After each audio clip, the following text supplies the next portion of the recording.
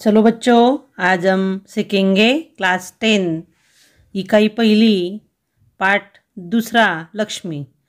उनके लेखक है गुरुबचन सिंह।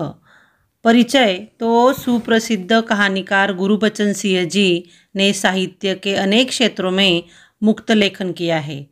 आपकी भाषा सरल और प्रवाही है, इसी वजह से आपका साहित्य रोचक है। अभी इस गद्य संबंधी प्रस्तुत संवादात्मक कहानी में कहानीकार ने दिए गए वचन के प्रति जिम्मेदारी और प्राणी मात्र के प्रति दया की भावना व्यक्त करते हुए पशु प्रेम दर्शाया है। लेखक का कहना है कि अनुपयोगी हो जाने पर भी प्राणियों का पालन पोषण करना ही मानवता है। चलो तो हम पढ़ते हैं यह पाठ। उस दिन लड़के ने तेज में आकर लक्ष्मी की पीठ पर 4 डंडे बरसा दिए थे। वह बड़ी भयभीत और घबराई थी। जो भी उसके पास जाता सिर हिला उसे मारने की कोशिश करती या फिर उछलती कूदती गले की रस्सी तोड़कर खूंटे से आज़ाद होने का प्रयास करती। करामत अली इधर 2-4 दिनों से अस्वस्थ था, लेकिन जब उसने यह सुना कि रहमान ने गाय की पीठ पर डंडे बरसाए हैं तो उससे रहा नहीं गया। वह किसी प्रकार चारपाई से उठकर धीरे धीरे चलकर बयान में आया। आगे बढ़कर उसके माथे पर हाथ फेरा, पुचकारा और हौले से उसकी पीठ पर हाथ फेरा। लक्ष्मी के शरीर में एक सिरहन सी दौड़ गई। ओहो, कमबख्त ने कितनी बेदर्दी से पीटा है। उसकी बीबी रमजानी बोली, लो चोट की जगह पर यह रोगन लगा दो, बेचारी को आराम मिलेगा। करामत अली गुस्से में बोला, क्या अच्छा हो अगर इसी लाठी से तुम्हारे रहमान के दोनों हाथ तोड़ दिए जाए। कई इस तरह पीटा जाता है। रमजान बोली, लक्ष्मी ने आज भी दूध नहीं दिया तो उसकी सज़ा इसे लाठियों से दी गई। रहमान से गलती हो गई, इसे वह भी कबूलता है। रमजानी कुछ क्षण खड़ी रही, फिर वहाँ से हटती हुई बोली, देखो अपना ख्याल रखो, पाँव इधर उधर गया तो कमर सिकवाते रहोगे।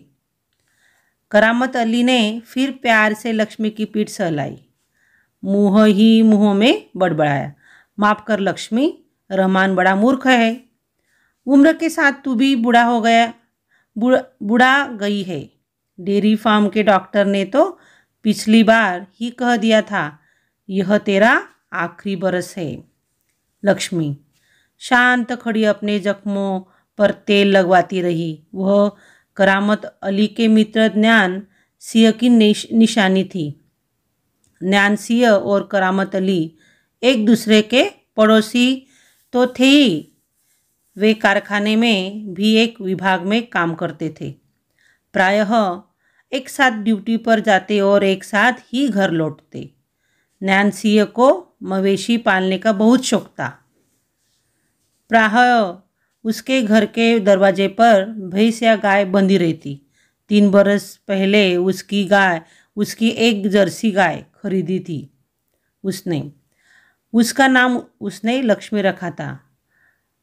अधेड़ उम्र की लक्ष्मी इतना दूध देती थी कि उससे घर की ज़रूरत पूरी हो जाने के बाद बाकी दूध गली के कुछ घरों में चला जाता था। दूध बेचना ज्ञान सिंह का धंधा नहीं था, केवल गाय को चारा और दर्रा आदि देने के लिए कुछ पैसे जुटा लेता था। नौकरी से अवकाश के बाद ज्ञान सिंह को कंपनी का वह मकान खाली करना था। समस्या थी कि वह लक्ष्मी को किसी भी हालत में बेच नहीं सकता था। उसे अपने साथ ले जाने भी संभव नहीं था। जब अवकाश में 10-15 दिन ही रह गए तो करामत अली से कहा, मियाँ, अगर लक्ष्मी को तुम्हें सौंप दूँ तो क्या तुम उसे स्वीकार करोगे? मियाँ, करामत अली ने कहा था, नेकी और पूछ भला इससे बड़ी खुशनसीबे में मेरे लिए और क्या हो सकती है। करामत अली पिछले 1 वर्ष से गाय की सेवा करता चला आ रहा था। गाय की देखभाल में कोई कसर नहीं छोड़ रखी थी। करामत अली को लक्ष्मी की पीठ पर रोगन लगाने के बाद भी इत्मीनान नहीं हुआ। वह उसके सिर पर हाथ फेरता रहा।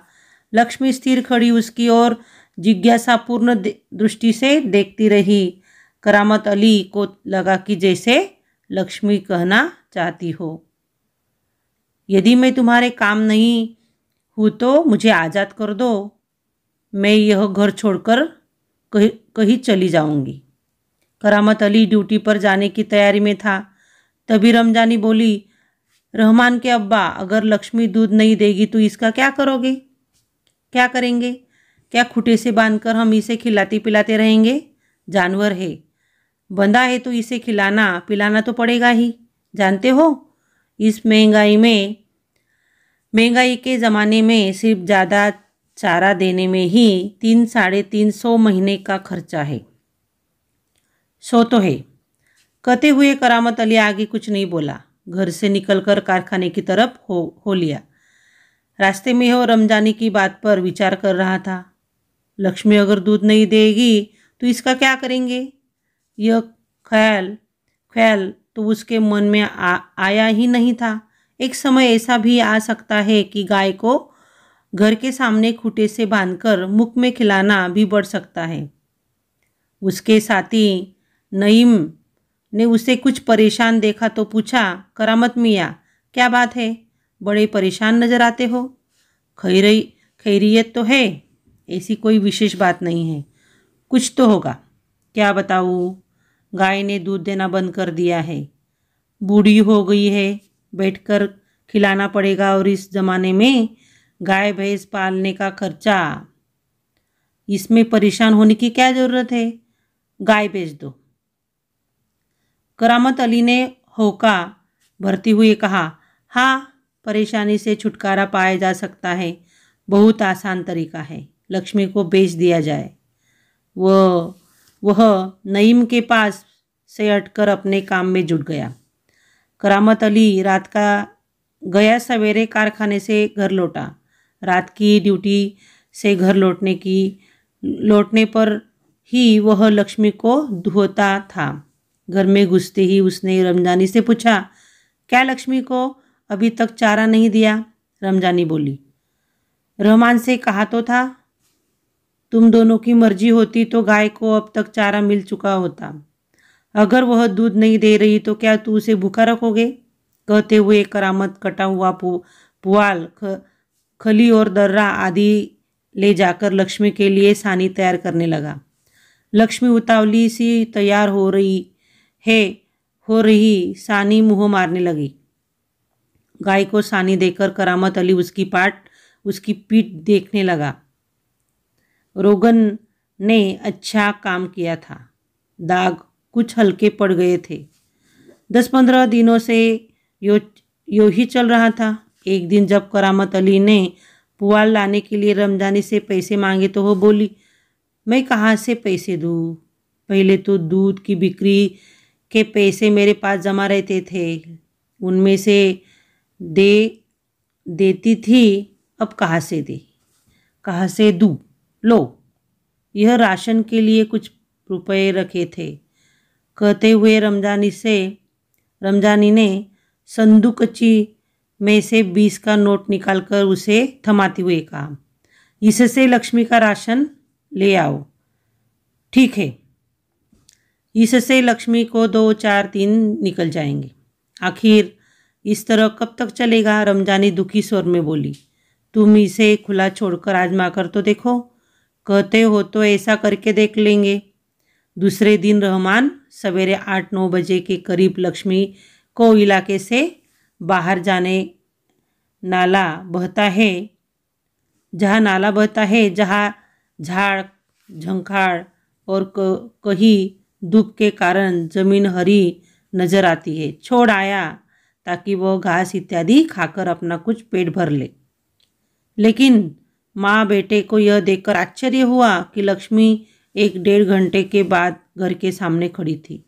उसके गले में रस्सी थी। एक व्यक्ति उसे रस्सी को हाथ में थामे कह रहा था, यह गाय क्या आप लोगों की है? रमजानी ने कहा, हाँ, यह हमारी गाय का सब चारा खा गई है। इसे आप लोग बांध कर रखे, नहीं तो काजी हाउस में पहुंचा देंगे। रमजानी चुप खड़ी आगंतुक की बातें सुनती रही। दोपहर बाद जब करामत अली ड्यूटी से लौटा और नहा धोकर कुछ नाश्ते के लिए बैठा तो रमजानी उससे बोली, मेरी मानो तो इसे बेच दो। फिर बेचने की बात करती हो? कौन खरीदेगा इस बुढ़िया को? रहमान, कुछ कह तो रहा था, उसे कुछ लोग खरीद लेंगे। उसने किसी से कहा भी है, शाम को वह तुमसे मिलने भी आएगा। करामत अली सुनकर खामोश रह गया। उसे लग रहा था सब कुछ उसकी इच्छा के विरुद्ध जा रहा है, शायद जिस पर उसका कोई वश नहीं था। करामत अली यह अनुभव करते हुए लक्ष्मी की चिंता किसी को नहीं खामोश रहा। उठा और घर में जो सूखा चारा पड़ा था उसके सामने डाल दिया।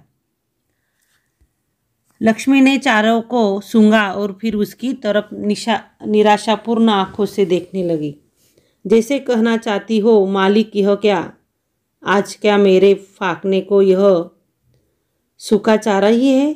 दर्रा खली कुछ नहीं। करामत अली उसके पास से उठकर मुंह हाथ धोने के लिए गली के नुक्कड़ पर नल की ओर चला गया। 7-8 बजे की करीब रहमान एक व्यक्ति को अपने साथ लाया। करामत अली उसे पहचानता था, इसके पहले भी कि उसके कुछ औपचारिक बातें हो। करामत अली ने पूछा, क्या तुम गाय खरीदने आए हो? उसने जवाब में कहा, हाँ, बूढ़ी गाय है, दूध वूध नहीं देती। तो क्या हुआ? तुम इसे लेकर क्या करोगे? मैं कहीं और बेच दूंगा। यह तुम्हारा पुराना धंधा है, मैं जानता हूँ। मुझे तुम्हें गाय नहीं बेचनी। करामत मियाँ ने उसे कोरा जवाब दे दिया।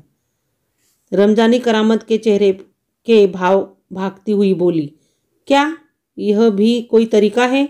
आने वाले को खड़े खड़े धुतकार कर भगा दो। तुम जानती हो वो कौन है? करामत अली ने कटु स्वर में कहा, वह लक्ष्मी को ले जाकर वहाँ बेच आएगा जहाँ यह टुकड़े टुकड़े होकर बिक जाएगी। मेरे दोस्त न्यान सिंह को इसका पता चल गया तो वह मेरे बारे में क्या सोचेगा? उस दिन करामत अली बिना कुछ खाए पिए रात को बिना बिस्तर की चारपाई पर पड़ा रहा। नींद उसकी आंखों से कोसों दूर थी। रात काफ़ी निकल चुकी थी। सवेरे देर तक वह लेटा ही रह गया। कुछ देर बाद करामत अली ने चारपाई छोड़ी, मुंह हाथ धो घर से बाहर निकल पड़ा। लक्ष्मी के गले से बंधी हुई रस्सी खूंटे से खोली और गली से बाहर ले जाने लगा। रमजानी, जो दरवाजे पर खड़ी यह सब देख रही थी, बोली, इसे कहाँ ले चले? करामत अली ने कहा, जहाँ इसकी किस्मत में लिखा है। वह लक्ष्मी को सड़क पर ले आया। लक्ष्मी बिना किसी रुकावट या उज्जत के उसके पीछे पीछे चली जा रही थी। वह उसकी रस्सी पकड़े सड़क पर आगे की ओर चला गया। चलते चलते कुछ क्षण रुककर वह बोला, लक्ष्मी चल, अरे गौशाला यहाँ से 2 किलोमीटर दूर है। तुझे गौशाला में भर्ती करा दूंगा। वहाँ इत्मीनान से रहना। वहाँ तो हमारे घर की तुलना में मज़े से रहेगी। भले ही मैं वहाँ न रहूँ, पर जो भी होंगे मेरे ख्याल में तुम्हारे लिए अच्छे ही होंगे। मैं कभी कभी तुम्हें देख आया करूँगा, तब तू मुझे पहचानने की भी या नहीं, खुदा जाने। कहते हुए करामत अली का गला भर आया। उसकी आंखों में आंसू उतर आए। चल लक्ष्मी चल, जल्दी जल्दी पैर बढ़ा। वह खुद किसी थके मांदे बूढ़े बैल की तरह भारी कदमों से आगे बढ़ने लगा।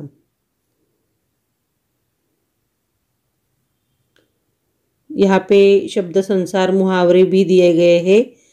मुहावरों में मुँह मारना, जल्दी जल्दी खाना, गला भराना, भाव विह्वल होना,